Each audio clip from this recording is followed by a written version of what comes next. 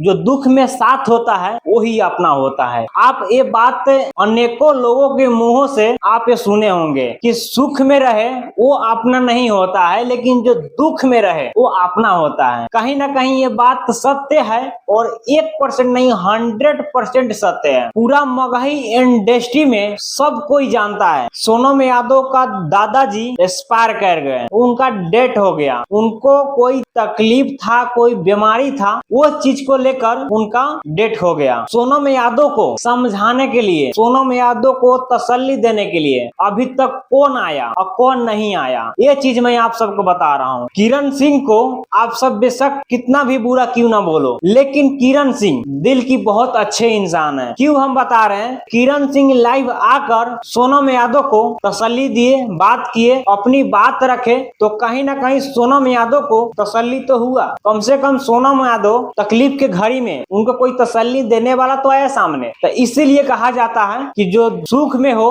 वो अपना नहीं है, लेकिन जो दुख में आपके साथ हो वही अपना होता है। और हालांकि हम उम्मीद लगा के बैठे हुए हैं कि मगही का, आप सबको बता दें कि भोजपुरी का एक सिंगर है जिनका नाम गोलू गोल्ड है, उनको पिताजी का जब देहांत हुआ तो बहुत सारे लोग पहुंचे, और सोनम यादव का जब दादाजी गुजर गए तो लोग क्यों नहीं आ रहे हैं। आप सभी चीज को देखिएगा, समझिएगा, कहीं ना कहीं ये बात बहुत बड़ी बात है, क्योंकि ये कोई लड़की है, इसीलिए ना ऐसा नहीं करना चाहिए। मगही का बहुत बड़ा बयान है, क्योंकि मगही का बहुत बड़े बड़े स्टार हैं, लेकिन एक लड़की का सपोर्ट करने कोई नहीं आ रहा है, उनको तसल्ली देने, उनको सब्र देने, बुरे वक्त में साथ खड़े होने कोई नहीं आ रहा है। कहीं ना कहीं बहुत बड़ी चीज है। और मैं आप सबसे उम्मीद करता हूँ कि आप सब मेरे वीडियो के माध्यम से उनको दादाजी का आत्मा का शांति दीजिए और भगवान से विनती कीजिए, और एक कमेंट जरूर कीजिएगा उनके दादाजी के लिए। हालांकि फिर हम आप सबसे मिलेंगे किसी नेक्स्ट वीडियो के साथ में और अच्छा वीडियो के साथ में। जब तक के लिए बाय बाय।